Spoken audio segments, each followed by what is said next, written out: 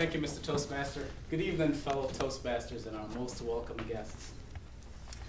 I believe that apple-lastic, but my wife certainly disagrees. Every time we sit to watch a movie, as Tim mentioned, I said, oh, they blew up 3 city blocks and not one cop in sight. How realistic is that? She's like, stop being an engineer. It's like every little thing, you know, I criticize. So I end up watching sports in one room, which she doesn't like, and she ends up watching her movies in the other room, but it's okay. So it's 4th of July weekend, and this weekend I'm looking forward to watching a baseball game. Baseball is our national pastime, but it's had a black eye over the past couple of years. We've had a couple of players who've been accused of using performance-enhancing drugs. And this weekend, one of the most famous baseball stars is back. Manny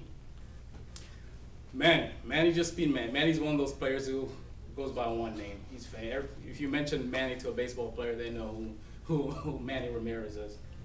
He's been suspended for 50 games because he was found to be in violation of the league's substance abuse policy. But the fans don't seem to care. He's still one of the top 5 outfielders ranked for the All-Star game that's coming up. This is judged by fan voting. The fans still want to see him play. But if you talk to the baseball writers, they think he should be kicked out, he should be banished, never get to the Hall of Fame. And their position is generally based on safety and fairness. Of course, safety makes a lot of sense. You don't want anybody to do anything that's unsafe. But what about fairness? Where do we draw the line about what's fair? We had an Olympic athlete. His name was Eero Mantiranta, and some of you more mature Toastmasters may remember him. He was in the '64 Olympics, and he won 2 gold medals in cross-country skiing. Everybody knew he was going to win before the event started, because he was found to have a natural gift, and his gift was that his body produced more EPO, which is a hormone that it improves in endurance. And he has an abnormal level, but he was still allowed to race because they said it was a natural gift. So before the race, they said, because this guy has so much endurance, there's no way the other guys can keep up with him. He went to the Olympics, won his 2 gold medals, and went home. Everybody was proud of him. Everyone was happy. So what if an athlete who didn't have the same amount of EPO gave himself a little boost so that he had the same amount of endurance? Is that fair? Or is it unfair?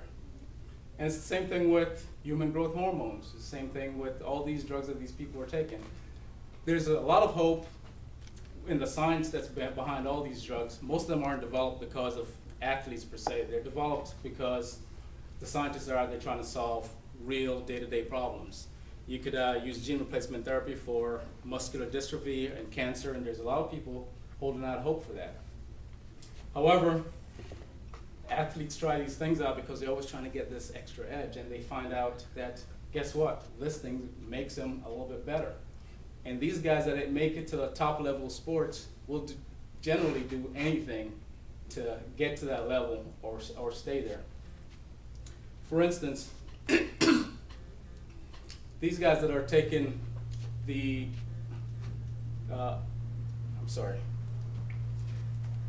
there's a drug called Cialis, Viagra, and what's the third one? Levitra.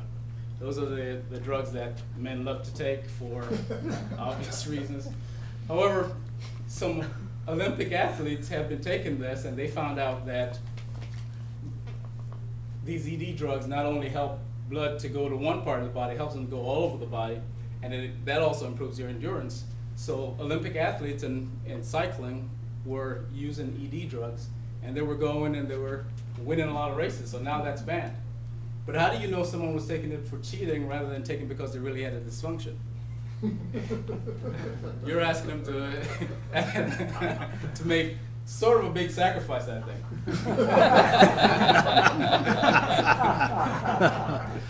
So my point is, next time you hear someone say, drugs should be banned, no one should take drugs, I ask you to ask yourself, how can you judge someone's intention?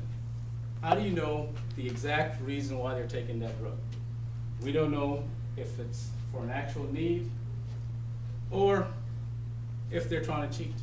And in fact, if you go back in baseball, there are a lot of people in the Hall of Fame now that admit to cheating. It's just that they didn't take drugs.